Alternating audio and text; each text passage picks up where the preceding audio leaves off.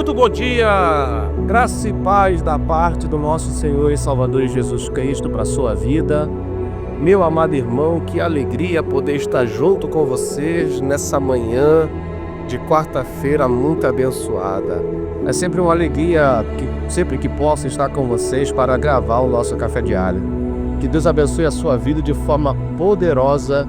E vamos para a poderosa palavra de Deus, no livro do apóstolo de Tiago. Vamos meditar na palavra do Senhor. Vamos para a Bíblia. Livro de Tiago, capítulo 1, versículo 14, versículo 15. A palavra do Senhor nos diz o seguinte: mas cada um é tentado quando atraído e engodado pela sua própria concupiscência. Depois, havendo a concupiscência concebido, dá a luz ao pecado. E o pecado, sendo consumado, gera morte. Meus amados irmãos, meus queridos ouvintes da poderosa palavra de Deus, que texto maravilhoso nós estamos nos deleitando nessa manhã. Que texto maravilhoso nós estamos nos deleitando nessa quarta-feira para desfrutarmos. No livro também aqui de Provérbios, capítulo de número 16, versículo de número 32, a Bíblia nos diz o seguinte: melhor é o que tarda em irar-se do que o poderoso, e o que controla o seu ânimo do que aquele que toma uma cidade. Olha que interessante. Esses dois textos se entrelaçam, mesmo esse texto sendo escrito em ocasiões diferentes, distância mais de 1000 anos de distância de um para o outro, mas se você perceber, você vai ver, e eles se entrelaçam e ele se completa. No primeiro texto nós lemos no Novo Testamento que Tiago, ele deixa bem claro que nós somos tentados pelaquilo que muitas das vezes nós permitimos que nos atraia através do nosso olhar. Tiago, ele deixa bem claro que nós somos levados a ser tentado quando engodado, ou seja, quando atraído pelos nossos próprios desejos. Já foi dito que os nossos olhos são as janelas da alma.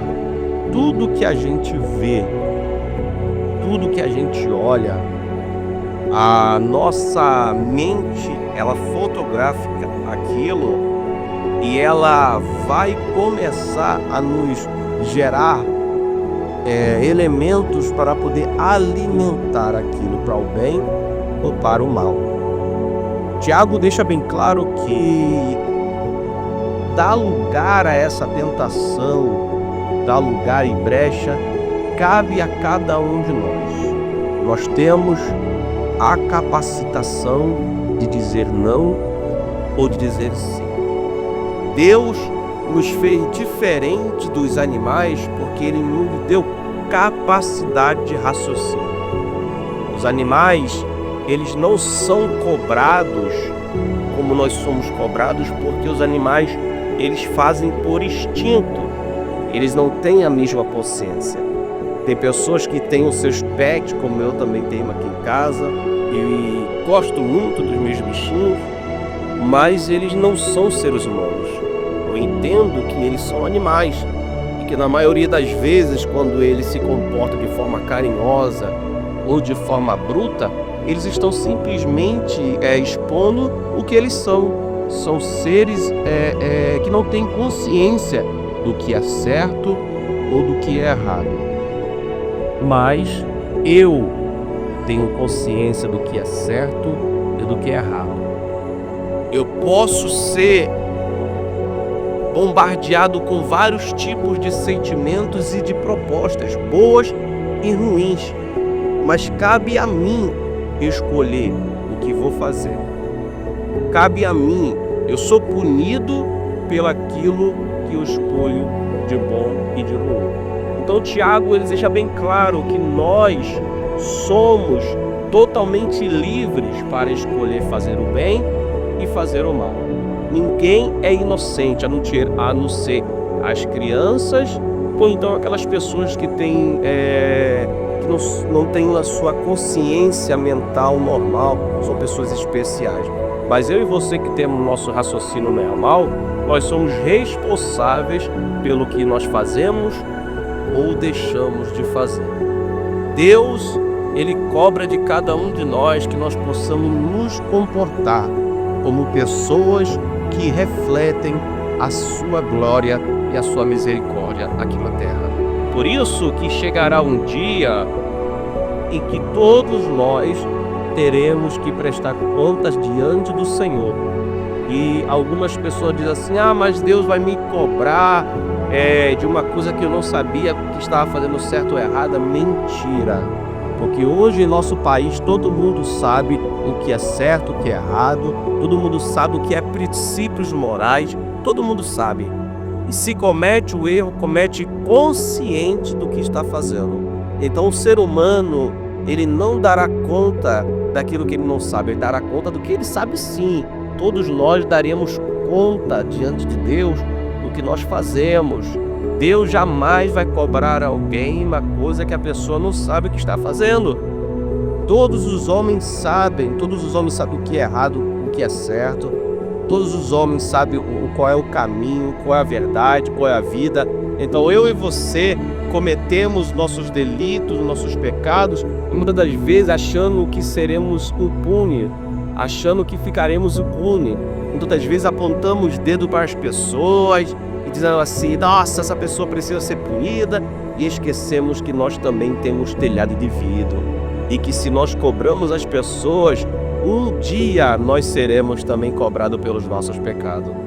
Não se orgulhe se talvez ninguém pegou, não se orgulhe se talvez você não foi pego, como diz o ditado, com a boca na botija, mas tenha ciência de uma coisa, se eu e você não nos arrependemos, se Deus ele não cobrar de nós nessa terra, tenha ciência que naquele grande dia em que todos terão que prestar conta diante de Deus, vivos e mortos, eu e você teremos que prestar conta diante de Deus que conhece a todos nós. Então, meu querido irmão, que você possa nessa manhã ter a consciência, como diz em Provérbios que nós lemos, livro escrito pelo rei Salomão, e deixa bem claro, melhor é o que dá, ou seja, melhor controlar os nossos instintos. Uma pessoa que tem problemas com bebida, por que é que ela vai continuar no ciclo de pessoas que bebem? Uma pessoa que tem problema com droga, uma pessoa que tem problema com prostituição, com pornografia e se tornou uma droga, uma dependência hoje nos nossos dias. Quantas pessoas estão presas na pornografia, na imoralidade sexual, quantas pessoas estão depravadas nesse tipo de pecado. Então por que você vai continuar nesse caminho se você sabe que você tem fraqueza naquilo? É incoerente. Então Deus ele nos dá a capacidade de nós dominarmos os nossos instintos carnais. Mas lembre-se de uma coisa, irmão, você é carne. E Jesus disse para os seus discípulos, o espírito está pronto, mas a carne ela é fraca. A Bíblia diz no livro de Gênesis, nos conta a história do jovem José, que foi levado para o Egito como escravo vendido pelos seus irmãos. A Bíblia diz que Deus fez com que ele prosperasse naquele lugar e se tornou bênção naquele lugar, foi trabalhar na casa de um homem chamado Potifar. E a Bíblia diz que a senhora deste homem, ou seja, a mulher, a esposa desse homem, desejou deitar-se, ter relações sexuais com aquele jovem. E aquele jovem, vendo que era carne, e que se ele continuasse naquele ambiente, ele poderia ceder, pecar e desonrar a Deus. O que ele fez? Ele preferiu sair correndo nu, ao ponto da Bíblia dizer que aquela mulher ficou com aquilo que seria a roupa ou a toalha de José, teve que fugir. Mesmo que você talvez venha virar zombaria, irmão, mas se você está passando por alguma coisa que está colocando a sua vida e seu espiritual em risco, se necessário for, fuja, corra, seja chamado de covarde, seja chamado de nomes pejorativos, mas fuja. É melhor ser um fraco, ser um frouxo, honrando a Deus, do que um bambambam que desonra a Deus. Então, meu querido amado, que você use da ferramenta que Deus te deu, tenha domínio próprio. Mas se você sentir que não está sendo capaz de ter domínio próprio, corra, fuja, mas não desonre ao nome do Senhor. Porque o Senhor, Ele honra aqueles que lhe honram. Aqueles que não envergonham o seu nome. O Senhor, Ele tem compromisso comigo, com você. Deus sabe que a luta é grande, Deus sabe que as tentações são terríveis, mas Jesus mesmo disse, nesse mundo tereis aflições, mas eu, como exemplo, eu venci o mundo e garanto para vocês que vocês também vencerão. Eu declaro sobre a sua vida nessa manhã de quarta-feira, que você vencerá todos os ataques que se levantar contra a sua vida, porque Deus dará capacidade para fugir das tentativas do diabo e as frustrações dele cairão. E aquilo que se levanta contra a sua vida vai ser frustrado. Porque a Bíblia diz, resistir ao diabo e ele fugirá de vós. O diabo jamais vai te obrigar a fazer nada. Ele vai tentar, mas cabe a mim e você dizer sim ou dizer não. Então escolha o certo, escolha honrar a Deus, escolha a glorificar ao nome do Senhor. Porque Deus, Ele vai te honrar e te abençoar, em nome de Jesus. Fique com essa mensagem até o nosso próximo encontro, em nome de Jesus.